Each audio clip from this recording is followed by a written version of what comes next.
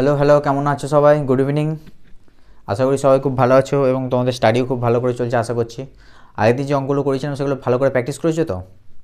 দেখো, বারবার ধরে বলছি, রেগুলার পর রেগুলার করো না। যে অঙ্কগুলো ডেলি করাচ্ছি, ডেলি ভিডিও দিচ্ছি, সেই অঙ্কগুলোকে খাতায় করে সেগুলোকে আবার প্র্যাকটিস করে নাও, ঠিক আছে? তবে তুমি ফাইনালে যখন দেখবে টেস্ট পরীক্ষার সময়তে কিংবা যখন তোমাদের ফার্স্ট টাইম হয় তখন দেখবে খুব তাড়াতাড়ি তোমার কভার হয়ে যাচ্ছে, কেন তুমি আগে থাকতে প্র্যাকটিস করে রাখছো। ঠিক আছে, চলো কথা না বাড়িয়ে শুরু করা যাক। আগের দিন মনে আমরা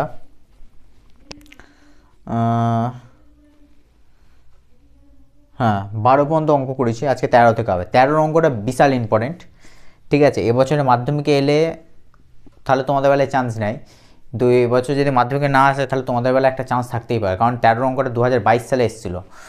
করোনার 2021-এ করোনার সময় মাধ্যমিক হয়নি, তারপরের বছর 2022-এ এই অঙ্কটা এসেছিলো। সংখ্যাটাকে শুধু যা ঘুরিয়ে দিয়েছিল, না এই সংখ্যা দিয়ে এসেছিলো আমার ঠিক মনে হয়, তবে 13 অঙ্কটা এসেছিলো। ঠিক আছে, ঠিক আছে। 13 অঙ্কটা কী বলেছে? কোনো মূলধন একই বার্ষিক শতকরা সরল সুদে 7 বছরের সুদে আসলে এত টাকা হচ্ছে, 4 বছরের সুদে আসলে এত টাকা হচ্ছে।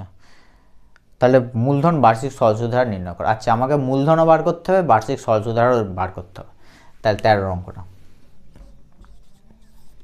তাহলে আমি তো এখানে কি পেয়েছি? 7 বছরের সুদে আসলে এই টাকা হচ্ছে, তাহলে 7 বছরের, তাহলে আমি এটা তো 7 বছরের সুদে আসলে এরকম করে লিখতে পারি, আসল প্লাস 7 বছরের সুদ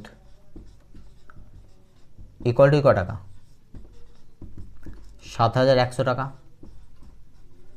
এটা 7 বছরের সুদ আসলকে তো আমি লিখতেই পারি এরকম, আসল প্লাস 7 বছরের সুদ ইকুয়াল টু এই টাকা।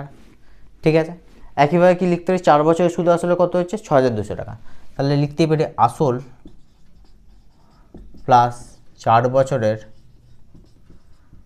সুদ ইকুয়াল টু ক টাকা? 6,200 টাকা।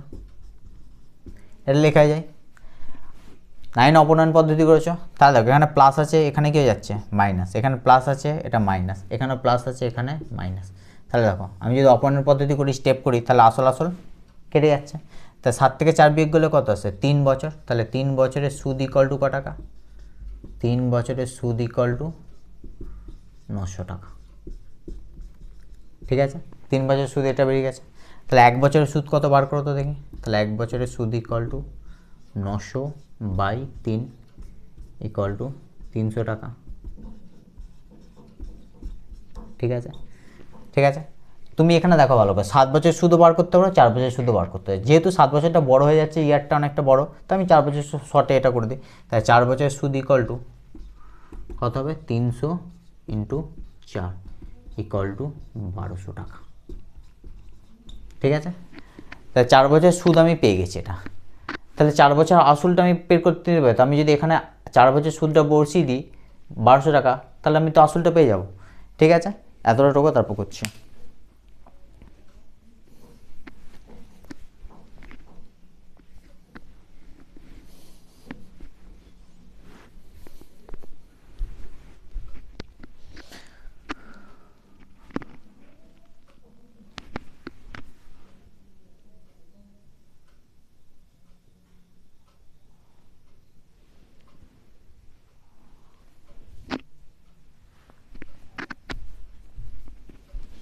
তাহলে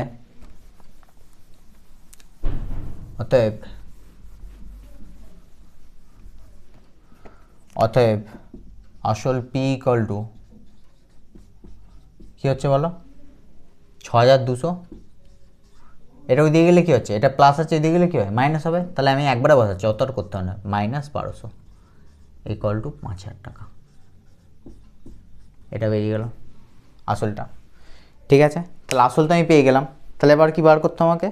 বার্ষিক সুদ। তাহলে আসল পি যখন পেয়ে গেছি 5,000 টাকা, তাহলে এবার ডাটাগুলো বসাও। পি দিয়ে দিয়েছে, টি পেয়ে গেছো। টি কত? টি হচ্ছে 4 বছর, কারণ 4 বছর সুদ দিয়ে বার করেছি, তাহলে টিটা আমাকে 4 বছরই নিতে হবে। তাহলে সময় টি ইকুয়াল টু কত? সময় টি ইকুয়াল টু 4 বছর। সুদ আই ইকুয়াল টু কত? সুদ আই ইকুয়াল টু 1200 টাকা। এটা সুদ। সময় টি, আই, পি, টি, আর। তাহলে সুদের হার চেয়েছে, তাই ধরি বার্ষিক সুদের হার ইকুয়াল টু 8%। তাই ধরি ধরি বার্ষিক সুদের হার ইকুয়াল টু R%, ঠিক আছে। তাহলে অতএব I ইকুয়াল টু PTR/100 লিখে দাও ফর্মুলাটা।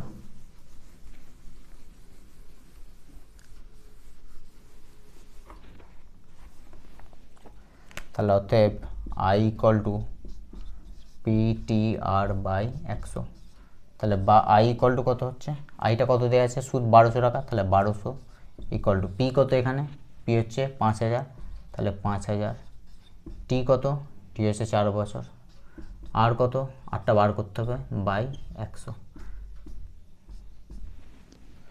ঠিক আছে। তাহলে বা আর ইকুয়াল টু কী হবে 1200 বাই, এইগুলো কী হবে নিচে নেমে যাবে, 50 ইন্টু 4। দেখো এই শূন্য শূন্য কাটছে, 4 3 12, 0, 5 6 30, তাহলে বা আর ইকুয়াল টু 6%। তাহলে অতএব নিম্ন মূলধন, অতএব দিয়ে এখানে লিখে দাও, অতএব নিম্ন মূলধন ইকুয়াল টু মূলধন কত 5000 টাকা এবং বার্ষিক সুদের হার, বার্ষিক সুদের হার 6%। কমপ্লিট।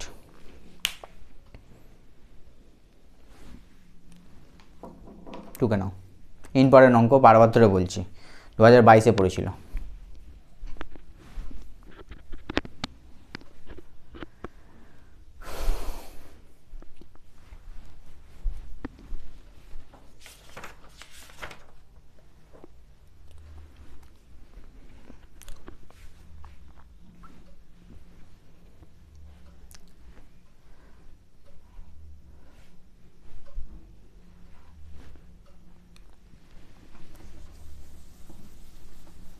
নেক্সট, আচ্ছা এরকম সেম অঙ্ক দুটো উদাহরণে আছে, আমি বলে দিচ্ছি উদাহরণের পেজ নাম্বারগুলো আর কত নাম্বারে, সেই অঙ্কগুলো দুটো করে নাও তোমরা, এই নিয়মেই করবে। উদাহরণে একটা নিয়ম দেওয়া আছে, ওটা না করে এটা করবে, কারণ একই নিয়মেই সব করবে, ঠিক আছে।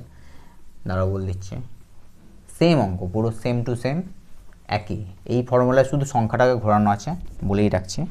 পেজ নাম্বার তোমাদের বইয়েতে প্রয়োগ 25, পেজ নাম্বার 42 পেজে প্রয়োগ 25 আর 26, পেজ নম্বর 42 প্রয়োগ 25-26, প্রয়োগ 25-25-এরটা করে দেওয়া আছে, 26-এরটা নিজে করে বলেছে। 25 আর 26 এই দুটো করে নেবে নিজেরা, ওখানে সবৃদ্ধিমূল দিয়ে যায়, তাহলে সবৃদ্ধিমূল মানে কি, 26-এরটা যেমন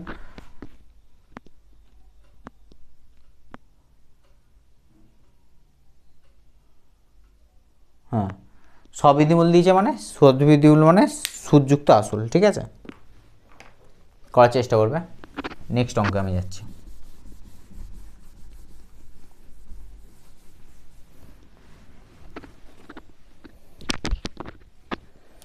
এরপরটা, একই সময় অমলে ব্যাংক ও পশুপতি ঘোষ পোস্ট অফিসে 2000 টাকা করে জমা রাখেন, 3 বছর পর সুদসহ এত টাকা পাচ্ছেন। ব্যাংক ও পোস্ট অফিসে বার্ষিক সুদের হার অনুপাত কত, ব্যাংকেরও ক্ষেত্রে বার করতে হবে, পোস্ট অফিস, তাহলে প্রথমে কিসে দিয়েছে, ব্যাংকে দিয়েছে, ব্যাংকে, আর পশুপতি ঘোষ পোস্ট অফিস, তাহলে ব্যাংকের ক্ষেত্রে বার করছি প্রথমে। তাহলে ব্যাংকের ক্ষেত্রে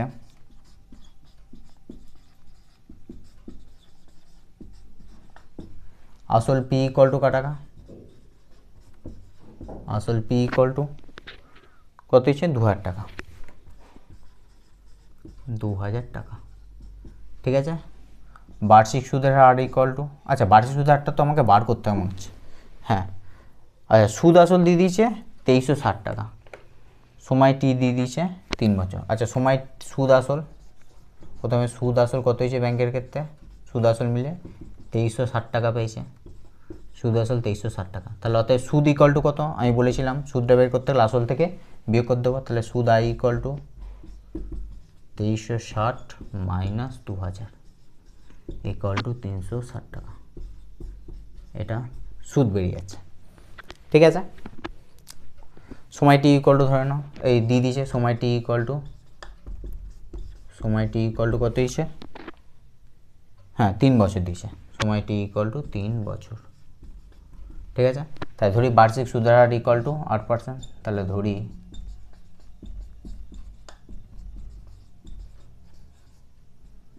বার্ষিক সুদের হার ইকুয়াল টু 8%। আচ্ছা, যেহেতু এখানে দুটো পার্সেন্টেজ বার করতে হবে ব্যাংকের ক্ষেত্রে পোস্টের, তাহলে R1 নিয়ে নাও, তাহলে R1%। তাহলে এবার লাগিয়ে দাও I equal to PTR/100 formula লাগিয়ে দিলেই পেয়ে যাবে। তাহলে অতএব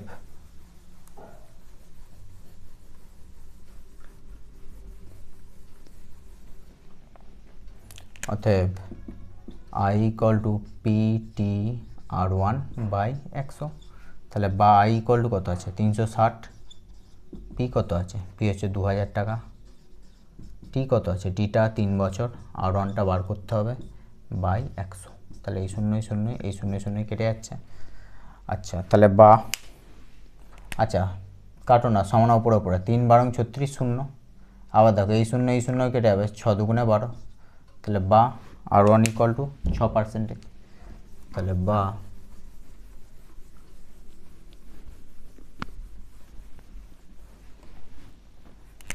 বা R1 ইকুয়াল টু 6%। তাহলে এটা ব্যাংকের ক্ষেত্রে বেরিয়ে গেল। ঠিক আছে, এবার তাহলে আমাকে কী বার করতে হবে, এরপর আমাকে পোস্ট অফিসের ক্ষেত্রে বার করতে হবে। তাহলে পোস্ট অফিসের ক্ষেত্রে পোস্ট অফিসের ক্ষেত্রে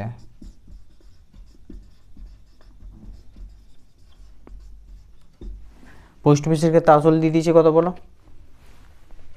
পোস্ট অফিসের ক্ষেত্রে আসল পি ইকুয়াল টু 2000 টাকা। ঠিক আছে, পোস্ট অফিসের ক্ষেত্রে আসল পি ইকুয়াল টু 2000 টাকা। সুদ আসল মিলে কত হয়েছে, সুদ আসল মিলিয়ে 2480 টাকা পেয়েছে পশু ক্ষতিগ্রস্ত। তাহলে 2480 টাকা সুদ আসল মিলিয়ে। তাহলে অতএব সুদ কত, অতএব সুদ I ইকুয়াল টু 2480 মাইনাস 2000, তাহলে ইকুয়াল টু 480 টাকা। এটা সুদ আসল মিলিয়ে পাচ্ছে। তাহলে একইভাবে সময় টি ইকুয়াল টু কত, সময় টি ইকুয়াল টু 3 বছর, আর ধরি সুদের হার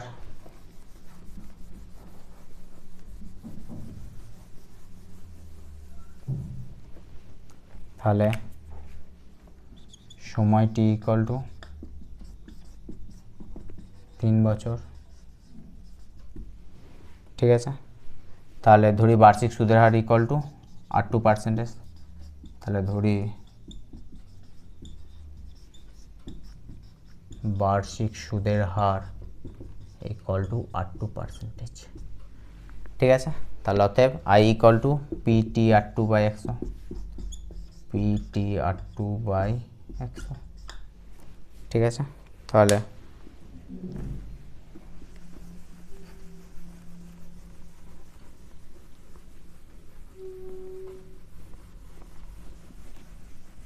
আচ্ছা, পোস্ট অফিসের ক্ষেত্রে কত পেয়েছি 6%, হ্যাঁ 6%, ব্যাংকের ক্ষেত্রে সরি। তাহলে এখান থেকে কত বার হচ্ছে, ও সেট I কত, I 480, 2480 480, হ্যাঁ পি 2000 টাকাই ছিল এটা, ঠিক আছে, টি 3 বছর, এটাও ঠিক আছে, R2টা বার করতে হবে, হ্যাঁ ঠিক আছে 100, এই 0 এই 0 এই 0 এই 0 কেটে যাচ্ছে, আবার এই 0 এই 0 কাটছে, সমান উপরে এদিক ওদিক ওপরে 3 2 6, 6 8 48 একবারে, বা R2 ইকুয়াল টু 8%। ঠিক আছে, তাহলে কী চেয়েছে আমার, ব্যাংক ও পোস্ট অফিসে বার্ষিক শতকরা সরল সুদের হার। তাহলে অতএব ব্যাংক ও পোস্ট অফিসে বার্ষিক সরল সুদের হারের অনুপাত, অতএব ব্যাংক ও পোস্ট অফিসের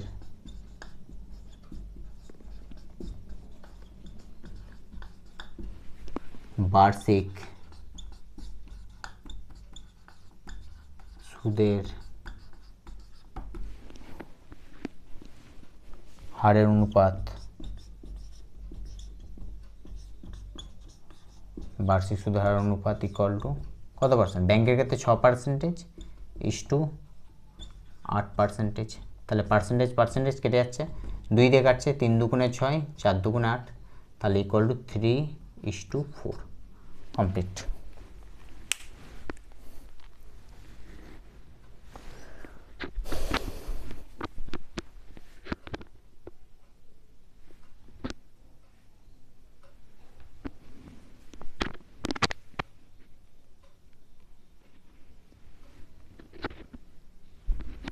নেক্সট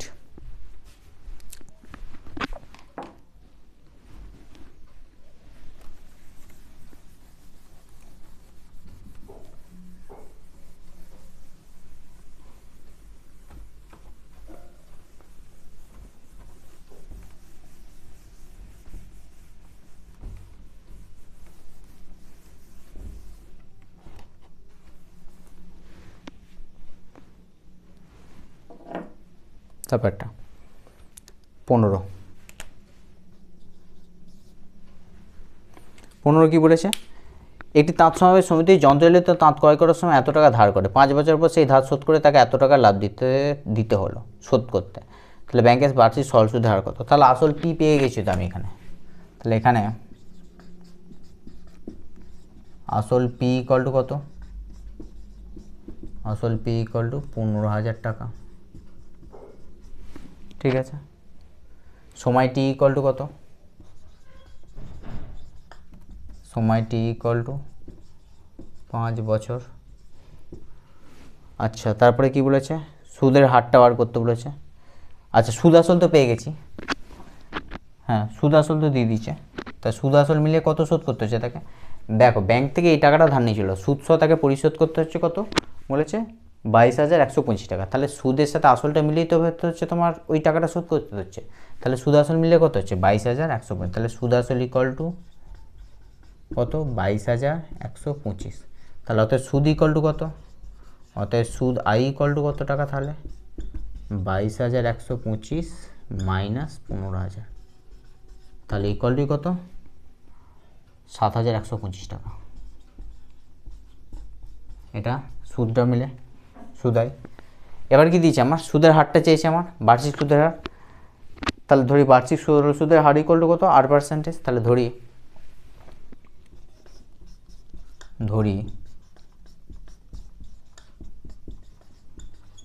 বার্ষিক সরল সুদের হার ইকুয়াল টু 8%, ঠিক আছে। বার্ষিক সরল সুদের হার 8%। তাহলে অতএব I equal to PTR by 100 লাগিয়ে দিই ফর্মুলাটা, তাহলে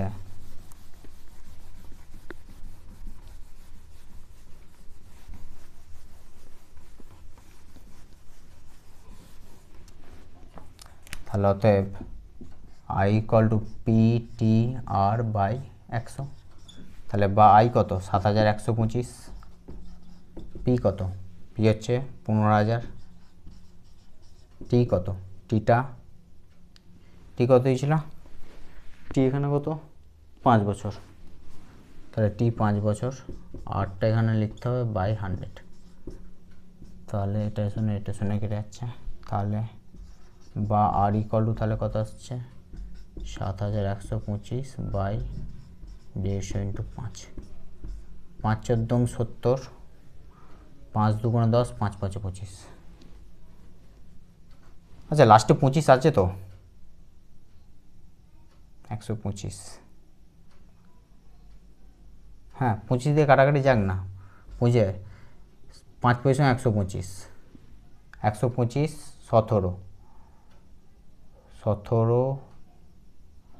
6 7 7 হচ্ছে, হ্যাঁ 8 25 6 150, আবার 3 দিয়ে 3 19 57, 3 2 6, হয়ে গেছে তো। 25 দিয়ে কাটাকাটি, বড় বড় কাটাকাটি হলে সহজ হয়, ঘিজি হবে না। তাহলে বার ইকুয়াল টু তাহলে কত আসছে? বার ইকুয়াল টু 19/2, তাহলে ইকুয়াল টু 9.1/2%। তাহলে 8টা বেজে গেল। অতএব বার্ষিক সুদের হার, অতএব বার্ষিক, এটাই তো চেয়েছিল, হ্যাঁ বার্ষিক সুদের হার। আচ্ছা, এটাকে 9.5 হবে, ঠিক আছে। 19কে এটা 9.1/2 আর এটা 9.5, ঠিক আছে, একই কেস। তাহলে অতএব বার্ষিক সুদের হার, এটা লিখলেও নাম্বার পাবে, তাহলে অতএব বার্ষিক সুদের হার ইকুয়াল টু 9/1/2%, কমপ্লিট।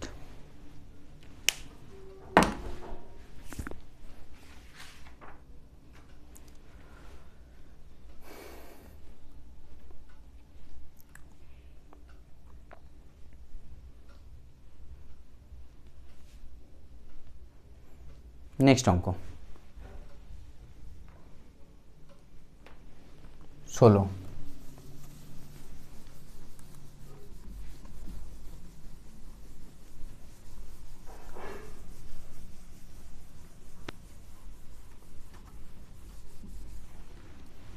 ষোলোর অঙ্কটি ইম্পর্টেন্ট।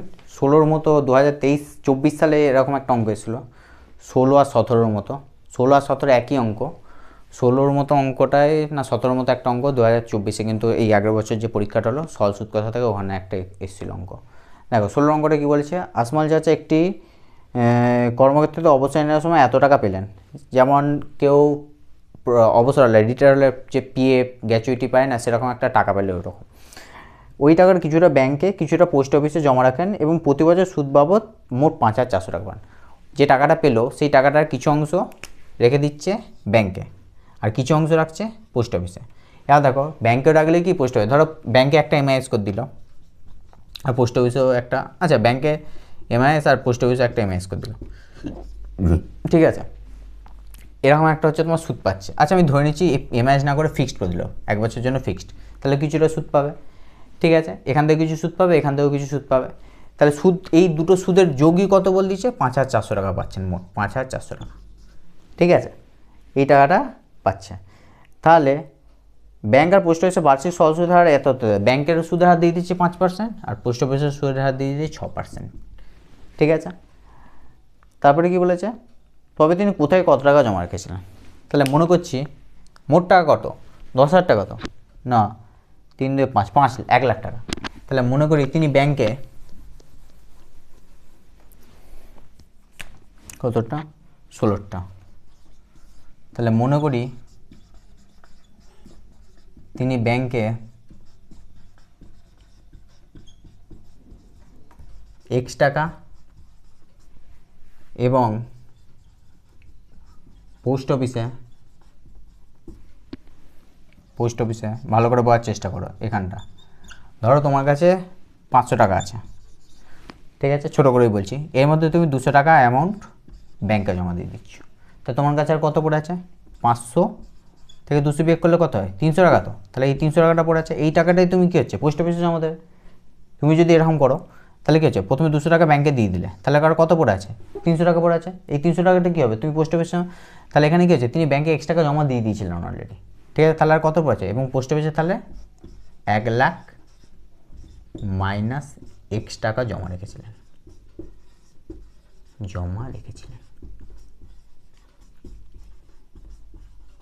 ঠিক আছে,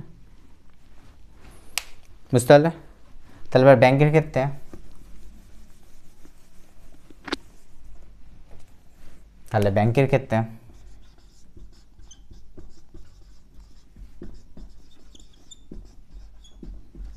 আসল পি ইকুয়াল টু ক টাকা, আসল পি ইকুয়াল টু x টাকা ব্যাংকের ক্ষেত্রে, ঠিক আছে। সুদের হার, বার্ষিক সুদের হার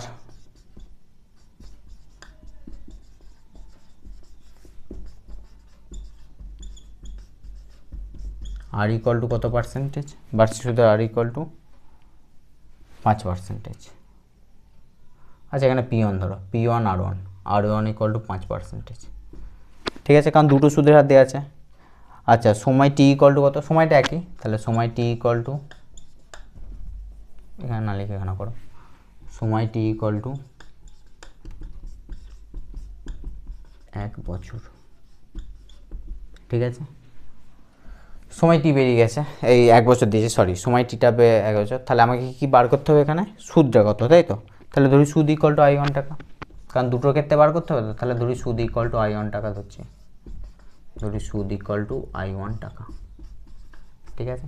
তাহলে অর্থাৎ I1 equal to P1 T R1 by 100, ঠিক আছে। দেখো তাহলে এবার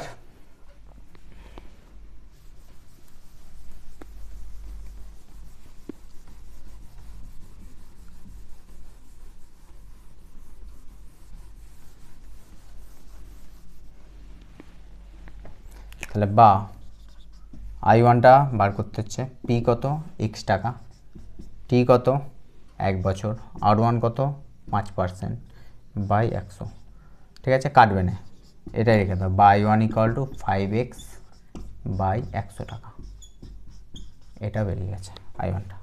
তাহলে ব্যাংকের ক্ষেত্রে এটা বেরোলো। ঠিক আছে, এবার পোস্ট অফিসের ক্ষেত্রে একইভাবে বার করতে হবে আমাকে। তাহলে একইভাবে 1 মিনিট ধরো, কালিটা একটু ঢালি, আচ্ছা আচ্ছা লাগছে।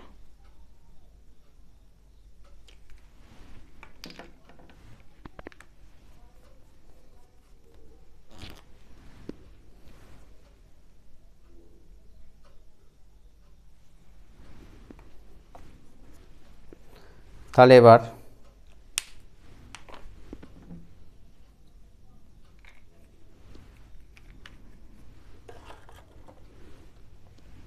I1 = 5x বাই 100 টাকা।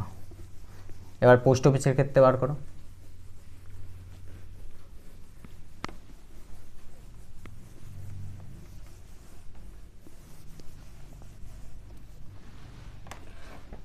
তাহলে পোস্ট অফিসের ক্ষেত্রে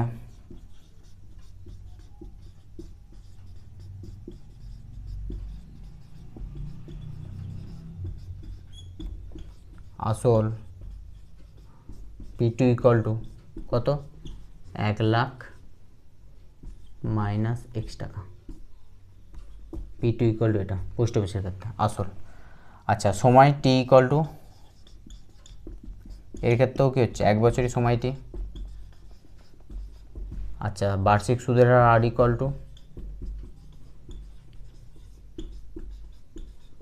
বার্ষিক সুদের হার R = কত পার্সেন্ট বার্ষিক সুদের হার দিয়েছে, 6%। হ্যাঁ, 6%। তাহলে ধরি সুদ = I টাকা।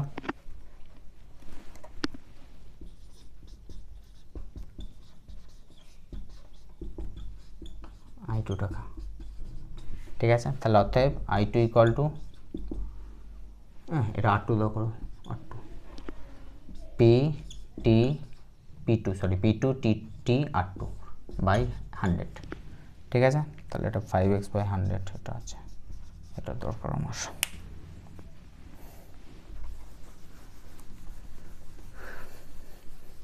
তাহলে বা I2 = কী হবে বলো, P কত, P2 1 lakh minus x, T 1 বছর, আর হচ্ছে 6% বাই 100। তাহলে বা I2 = কত আসছে, 6 1 2 3 4 5 মাইনাস x বাই 100 টাকা। ঠিক আছে, তাহলে এই সুদ বাবদি কত পাচ্ছে, মোট 5400 টাকা। তো তাহলে শর্ত অনুসারে I1 প্লাস I2, I1 এটা, তাহলে I1 প্লাস I2 মিলিয়েই কত হচ্ছে, 5400 টাকা। তাহলে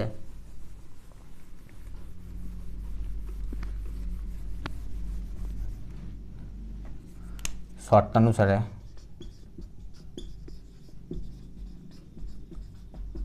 I1 প্লাস I2 মিলিয়েই কত হচ্ছে, 5400 টাকা। এই টাকাটা মোট সুদ পাচ্ছে। ব্যাংকের ক্ষেত্রে যে সুদটা পাচ্ছে আর পোস্ট অফিসের ক্ষেত্রে মিলে মোট যে সুদটা পাচ্ছে 5400 টাকা। তাহলে এটাই, তাহলে আর ডাটাগুলো বসে দেওয়া মানগুলো, I1 এর মান কত, 5x বাই 100।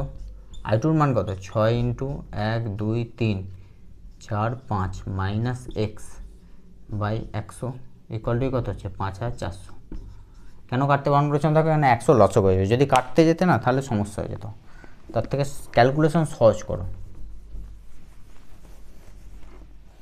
তাহলে বা 100 এখানে যদি লসগু হয় তাহলে 5x প্লাস একবারে গুণ কত হয়, 6 × 6, 6 এর গায়ে 5টা শূন্য, 4টে 5টা মাইনাস 6x = কত হচ্ছে, 5400। ঠিক আছে, তাহলে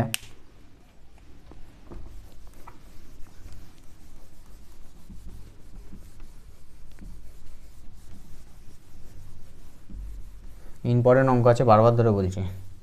2023 এরকম একটা অঙ্ক, 24 এরকম একটা অঙ্ক পড়েছিল। বা তাহলে 5x plus 6 lakh 1 2 3 4 5 minus 6x = 5400 into 100, 100 ওই দিকে গুণ হয়ে যাচ্ছে। তাহলে বা 5x মাইনাস এক্সগুলো এক কাছে রাখো, আর সংখ্যাগুলো দিকে এবার এটা কত হচ্ছে, 5 4 2টো 0 4টে 0 মাইনাস 6 লাখ 4টে 5টা। তাহলে দেখো কার সাইনটা পড়ে এখানে, 6 সাইনটা, তাহলে মাইনাস x আসবে, অপোজিশন দেখলে কী হচ্ছে, বিয়োগ, 6 থেকে 5 বিয়োগ গেলে 1 হচ্ছে। আচ্ছা 5,40,000 থেকে 6 লাখ বিয়োগ করলে কত হচ্ছে? 6 লাখের সাইন বড়, তাহলে মাইনাস অবশ্যই আসবে। 5,40,000 থেকে কত পড়ে থাকবে? 40,000 থেকে 6 লাখ বিয়োগ দিলে 60,000 টাকা পড়ে থাকবে। ঠিক আছে, তাহলে মাইনাস মাইনাস কেটে যাচ্ছে, তাহলে বাই এক্স ইকুয়াল টু 60,000 হয়ে গেল কমপ্লিট।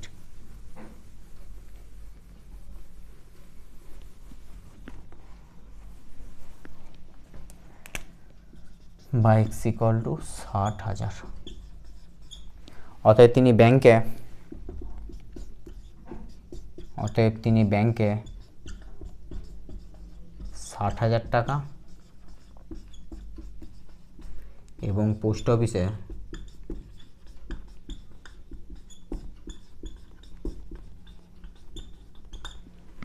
কত? 1 লাখ থেকে 60,000 বিয়োগ করতে হবে।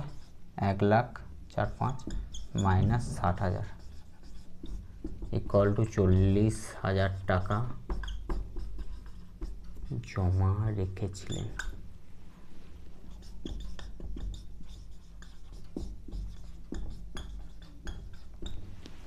কমপ্লিট।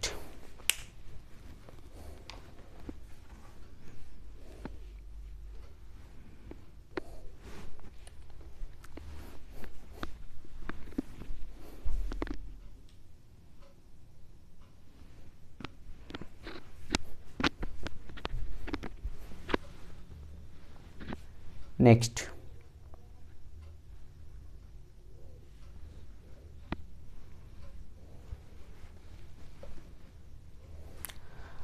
আচ্ছা আজকে এই পর্যন্তই থাক। আমার মোবাইলে দেখছি চার্জ ফুরিয়ে এসছে।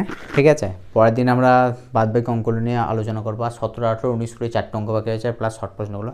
তো আজকের মতো এই পর্যন্তই থাক। তোমরা এই অঙ্কগুলোকে ভালো প্র্যাকটিস করো, বিশেষ করে 10 আর 12 ধরে বলছি 16, এই দুটো অঙ্ক বিশাল ইম্পর্টেন্ট। 10 নয়, সরি 13 আর 16, 13 আর 16 অঙ্কটা বিশাল ইম্পর্টেন্ট, এগুলোকে ভালো করে দেখো। ঠিক আছে, আর তোমাদের 16 অঙ্কর মধ্যে একটা অঙ্ক আছে, উদাহরণে বল দিচ্ছি, প্রয়োগ 27টা তোমরা বাড়িতে চেষ্টা করবে। ঠিক আছে, পেজ নাম্বার 42-এই, হ্যাঁ 42 পাতায় প্রয়োগ 27, একই অঙ্ক সেম, তোমরা এরকম চেষ্টা করবে এটা নিজেরা করার।